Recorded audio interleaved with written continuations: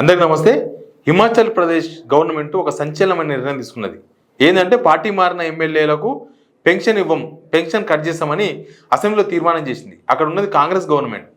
ఎందుకు కాంగ్రెస్ గవర్నమెంట్ ఆ నిర్ణయం తీసుకున్నదంటే కాంగ్రెస్ ఎమ్మెల్యేలు రీసెంట్గా అక్కడ రాజ్యసభ ఎలక్షన్ జరిగింది. రాజ్యసభ ఎలక్షన్స్లో ఎమ్మెల్యేలు ఓటేస్తారు. కరెక్ట్గా రాజ్యసభ ఎలక్షన్స్కి ముందు ఒక 6 మంది కాంగ్రెస్ ఎమ్మెల్యేలు బీజేపీకి వెళ్ళిపోయారు. వాళ్ళు బీజేపీ రాజ్యసభ అభ్యర్థికి ఓటేసినారు, రాజ్యసభ గెలిచిండ్రు కూడా. ఎవరో కాదు, అభిషేక్ మను సింఘి. మన అక్కడ ఓడిపోతేనే ఆ రాజ్యసభ సభ్యులు ఆ మెంబర్ను ఆ అభ్యర్థిని తీసుకొచ్చి తెలంగాణలో ఇక్కడ ఎట్లా మందబలం ఉంది కదా అని చెప్పేసి మళ్ళీ అభిషేక్ సింఘికి రాజ్యసభ ఇచ్చిర్రు. అక్కడ ఓడిపోయింది కాంగ్రెస్. ఎమ్మెల్యేలు జంపుతోన వాళ్ళను కంట్రోల్ చేసుకోవడానికి అక్కడ ఏదో కాంగ్రెస్ నుంచి ఇంకా కొంతమంది పోతారు బీజేపీకి. అసలు కాంగ్రెస్ గవర్నమెంట్ పడిపోయేటట్టుంది, మొన్ననే పడిపోవాలన్నారు. పడిపోతుందేమో అన్నప్పుడు కాంగ్రెస్ వాళ్ళంతా బయటకు వచ్చి బీజేపీ చూసిండ్రా మళ్ళీ పడగొట్టే ప్రయత్నాలు స్టార్ట్ చేసింది, హిమాచల్ ప్రదేశ్లో కాంగ్రెస్ గవర్నమెంట్ను కూలదోయాలని ప్లాన్ చేసింది వీళ్ళు అని ఒక వాదన వినిపించింది అప్పుడే. కానీ తెలంగాణకు వచ్చే వరకు ఇదే కాంగ్రెస్ పార్టీ వేరే పార్టీ ఎమ్మెల్యేలను చేర్చుకున్నారు. అసలు హిమాచల్ ప్రదేశ్లో అధికారంలో ఉన్న దగ్గర మీ పార్టీ ఎమ్మెల్యేలు పోతే ఒకలాగా, మీ పార్టీలోకి వేరే పార్టీ వాళ్ళు వస్తే ఒకలాగా. కాంగ్రెస్ ద్వంద్వ వైఖరి, ఒక సిస్టమ్ లేదు, ఒక వాదన లేదు, ఒక స్టాండ్ మీద లేరు వీళ్ళు. అంటే అందుతే కాలు అందపోతే జుట్టు అంటారు కదా, సేమ్ ఆ టైప్ ఇప్పుడు కాంగ్రెస్ విధానాలు కనిపిస్తున్నాయి.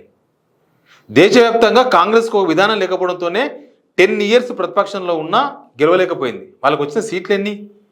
100కు 99, సారీ 543కు 99, 100కు 99 కాదు, కనీసం 100 సీట్లు కూడా రాలే వీళ్ళకు 543కి.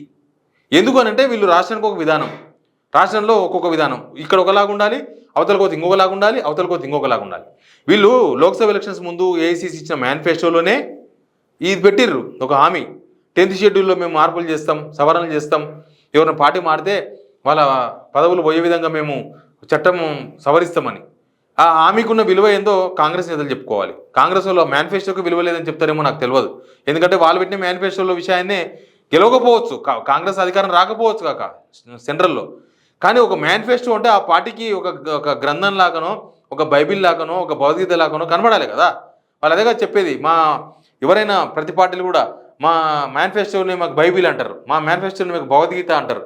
మరి అట్లాంటప్పుడు కాంగ్రెస్ పార్టీ మేనిఫెస్టోలో పెట్టిన అంశాన్ని వీళ్ళే ఉల్లంఘించారు. హిమాచల్ ప్రదేశ్లో ఒకలాగా, తెలంగాణలో ఒకలాగా, ఇంకో దగ్గర ఇంకొకలాగా, ఇంకొక దగ్గర ఇంకొకలాగా. వీళ్ళ జతన ఉండే చిన్న చిన్న పార్టీలు కూడా కొంత సిస్టమ్ ఫాలో అవుతున్నాయి. ఆమ్ ఆద్మీ పార్టీకి సంబంధించిన ఒక మంత్రి బీఎస్పీ పోయి లోక్సభ ఎలక్షన్స్లో పోటీ ఓడిపోతే ఆమ్ ఆద్మీ పార్టీ ఇచ్చిన ఫిర్యాదు మేరకు అక్కడ ఉన్న స్పీకర్ 1 నెల రోజుల్లోనే కొట్టిపడేసిండు, వాళ్ళ డిస్క్వాలిఫికేషన్ చేసిండు. సరే, ఆమ్ ఆద్మీ పార్టీ స్పీకర్ కాబట్టి కొట్టిపడేసిన అనే ఒక సాకు కూడా ఉంది దీనికి.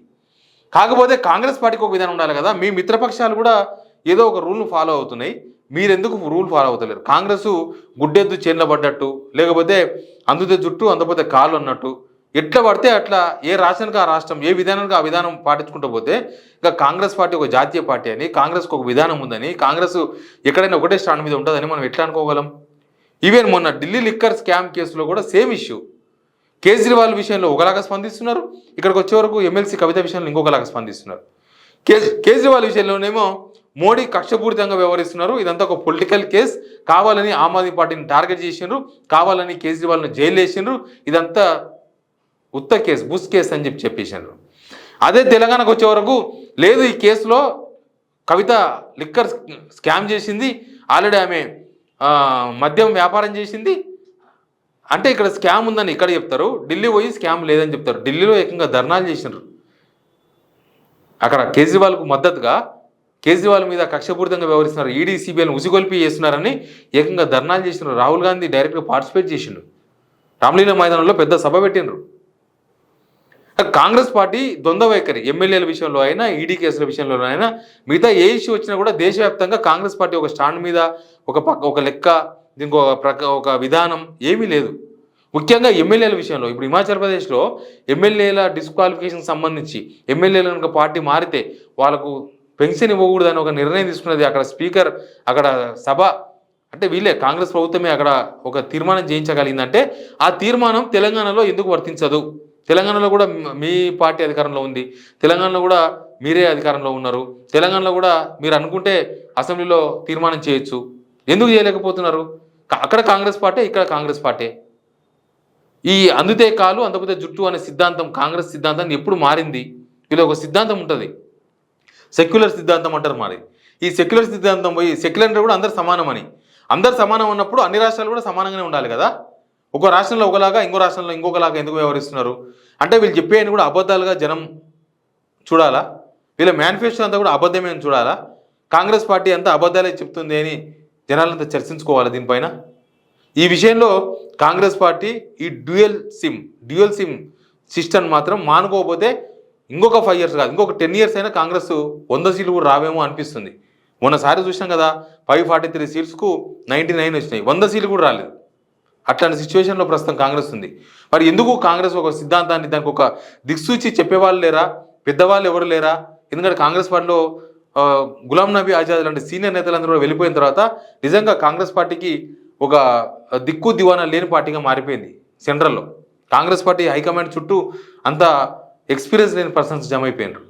వాళ్ళు ఒక విధానము ఒక పద్ధతి ఏమీ లేకుండా ఎవరి ఇష్టాలకు వాళ్ళు ఏ రాష్ట్రానికి ఆ రాష్ట్రం, ఏ నిర్ణయానికి ఆ నిర్ణయం తీసుకునే విధంగా వదిలేసింది మొత్తాన్ని. దాంతోనే కాంగ్రెస్ పార్టీ మీద ఉన్న నమ్మకం, కాంగ్రెస్ పార్టీ కార్యకర్తలకే నమ్మకం ఈ విధంగా తయారైంది. ఎనివే హిమాచల్ ప్రదేశ్లో తీసుకున్న నిర్ణయం మీద ఇక్కడ రేవంత్ రెడ్డి గారు లేకపోతే ఇక్కడ ఉన్న కాంగ్రెస్ ప్రభుత్వం ఏం సమాధానం చెప్తుంది, లేకపోతే వాళ్ళ స్పందన ఏంది, వాళ్ళ మాట ఏందో కూడా చూద్దాం. ఎప్పుడు రెస్పాండ్ అవుతారో టైం వస్తుంది దానికి కూడా. కానీ హిమాచల్ ప్రదేశ్లో తీసుకున్న నిర్ణయం మాత్రం దేశవ్యాప్తంగా ఒక సంచలనంగా మారింది. Please subscribe signal TV.